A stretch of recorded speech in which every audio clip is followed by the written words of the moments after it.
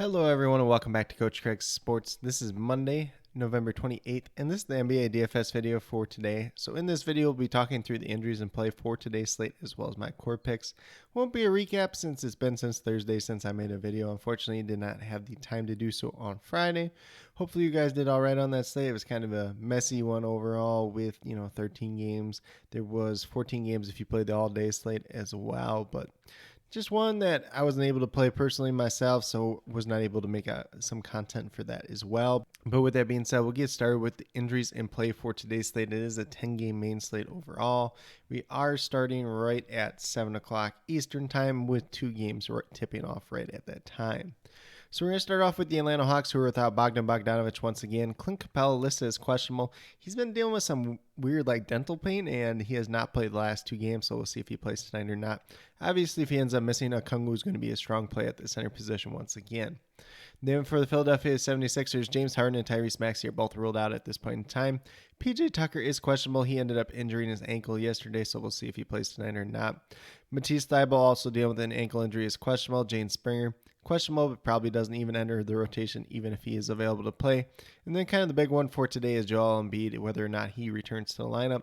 Been dealing with that foot sprain. I don't expect him back today, but we'll just have to see. If he does get rolled in, it probably change some of my core picks overall for today. Then we move over to the Minnesota Timberwolves, who were without Taurean Prince. Then we had Jordan McLaughlin and Jaden McDaniels, both listed as questionable to play. Both ended up missing yesterday. Then for the Washington Wizards, we have DeLon Wright out once again. Kyle Kuzma, questionable to play, ended up missing yesterday with a back injury. We'll see if he's back tonight or not. Rui Hachimura, I believe, still dealing with an ankle injury, is questionable. And then Johnny Davis is also questionable as well, but not a major part of their rotation. Then we move over to the Charlotte Hornets, who were without LaMelo Ball, Gordon Hayward, Cody Martin, and Dennis Smith Jr. So pretty similar to the last couple games for them. Obviously, Gordon Hayward got injured in that game on Thursday where we did have him as a core pick, which was pretty unfortunate overall. I believe it was a shoulder injury. Then for the Boston Celtics, Danilo Gallinari and Robert Williams are both out once again. Jason Tatum is questionable to play tonight. Obviously, if he does not end up playing tonight, Jaylen Brown's going to look very good, as well as some of these other starters, maybe even Grant Williams as well. And then Al Horford is kind of in that questionable gray area since he has not really played back-to-back so far this season. We'll see if he plays tonight or not, but could be some value opening up for the Celtics team overall. Then we move down to the Orlando Magic, which is honestly just a mess tonight. So Jonathan Isaac, we know, is out. Cole Anthony is doubtful at this point in time. And then we have a flurry of questionable tags with Mo Bamba, who left yesterday with some back spasms. Wendell Carter Jr. dealing with his foot injury, and he's missed the last couple games. Markelle Fultz maybe makes his season debut tonight. Probably not, though. Chuma Okeke also listed as questionable as Terrence Ross and Jalen Suggs, who is dealing with an ankle injury. So a lot of news there to watch for the Magic, but we'll keep it updated throughout the day. Then we move over to the Brooklyn Nets, who have TJ Warren out once again. Yuta Watanabe is listed as questionable, missed the past few games with a hamstring injury. And then David Duke also listed as questionable, but not a major part of their rotation as well. Then we move down to the Cleveland Cavaliers, who are without Kevin Love, Ricky Rubio, Lamar Stevens, and Dylan Windler. So pretty similar to what we saw yesterday in that regard. Karis LeVert is questionable to play. I believe it's an ankle injury that he's dealing with. Jarrett Allen is listed as a game time decision. We'll see if he plays or not. He did end up missing yesterday. Then for the Toronto Raptors, we have Precious Achiuwa and Otto Porter Jr. out once again. Pascal Siakam is questionable to play after missing quite some time. We'll see if he's back tonight or not. Chimpany also listed as questionable. Scotty Barnes and Delano Banton are also questionable as well. So some news to watch for Toronto once again tonight. Then for the Thunder, we just have Mike Muscala, who is out with his broken pinky. On the Pelican side of that game, EJ Liddell's out. CJ McCollum is also out. Brandon Ingram's doubtful, so that's going to make a change to the starting lineup. Probably Trey Murphy enters the starting lineup, maybe Najee Marshall too, but he is questionable to play. And then Larry Nance is also questionable. If he ends up missing, Jonas Valanciunas is going to look pretty strong overall today. Then for the Houston Rockets, we have Bruno Fernando listed as questionable after making a return a couple nights ago. Probably ends up playing today. I believe he ended up missing yesterday. Jayshawn Tate listed as doubtful. He's been out for quite some time. And then for the Nuggets side, we have Colin Gillespie and Jeff Green both out once again. Michael Porter Jr. and Bones Highland both listed as questionable to play. Both have missed a little bit of time. We'll see if they're back tonight or not.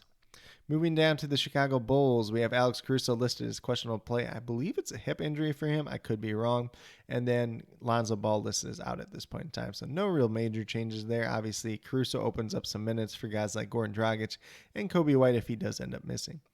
Then for the Utah Jazz, we have Rudy Gay, and then I'm not sure how to pronounce his name, but Jazeng or somebody like that. He went to UCLA. He's on a two-way contract, not really a part of the rotation either way. Mike Conley listed as questionable to make his return tonight.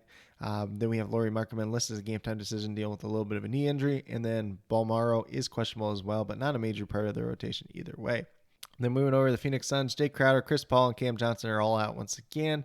Sacramento Kings are all the way healthy at this point in time. And then last but not least, we move down to the Pacers, who were without Daniel Tice, and then Andrew Nembhard and Chris Duarte are both listed as questionable to play. Obviously, both have missed a few games at this point in time. Then for the Los Angeles Lakers, we have Patrick Beverley out. Anthony Davis listed as probable, and LeBron James listed as a game-time decision, so we'll see if he makes his return tonight or not. But with that being said, that's a quick little rundown on all the injuries in play. Obviously, there's going to be quite a few that we're watching throughout the day. So as those updates do come out, I'll list them down in the comments as well. But with that being said, we'll get moving over to DraftKings and talk about my core picks for today. So we're going to start at the point guard position with Shake Milton.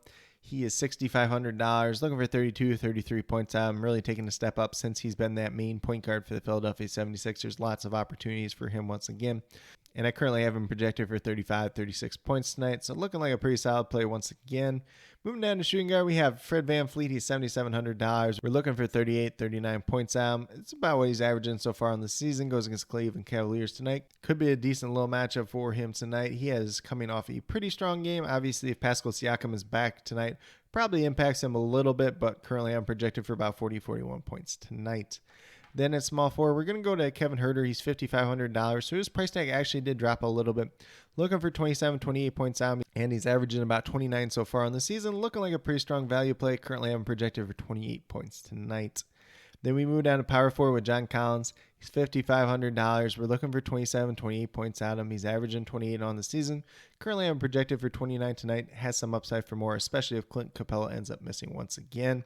And then last but not least, we have Rudy Gobert at that center position, $6,600. Pretty priced down spot for him. We're only looking for 33 points out of him. Currently, I'm projected for 35. He's also averaging about 35 so far on the season. Been a little bit of an up and down year for him, but a very strong GPP play overall. But with that being said, if you go with these five players that I do have listed here, you'll have $18,200 remaining, just over $6,000 per player remaining. So a little bit of a balance build at this point in time. Maybe there's some other pay down or value options that do open up throughout the day that allow us to pay up for another star player or, a higher priced player in general. But with that being said, we'll get moved over to FanDuel and talk about my core plays over there as well. So at point guard on the FanDuel side, we're going with Shake Milton once again. He's $6,500. You're looking for 32, 33 fantasy points out. Currently, I'm projected for 35 on the FanDuel side. Pretty much everything I said on DraftKings still applies. Been that point guard for them. He's playing a ton of minutes.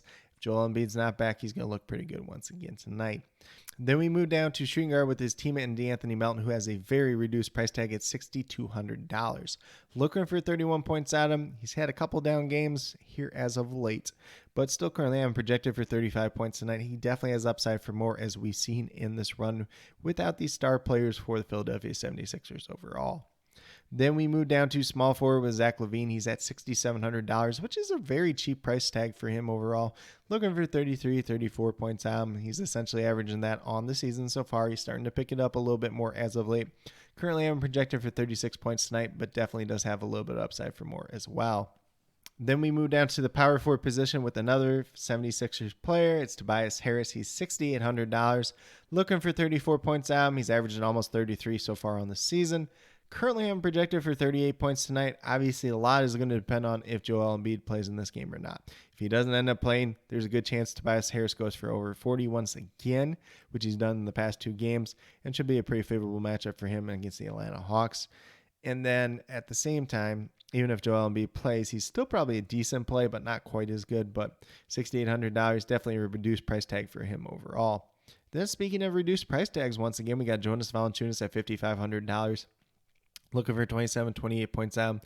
The minutes have been a little bit limited as of late, but Larry Nance has played a big role in that. If Larry Nance is out tonight, if Brandon Ingram's out tonight, we already have CJ McConnell out. Jonas Valanciunas is going to play a bigger role on this team. If he gets close to 30 minutes, he's going to break this price tag and maybe break this late overall.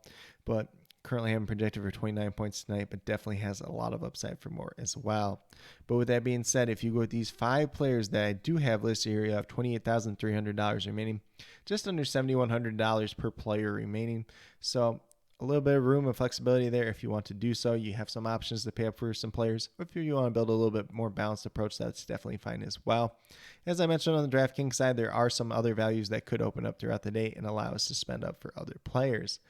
But with that being said, these are my core picks for both FanDuel and DraftKings for today, November 28th. As always, if you have any questions related to NBA DFS, be sure to leave them down in the comments below and I'll get back to you as quickly as possible.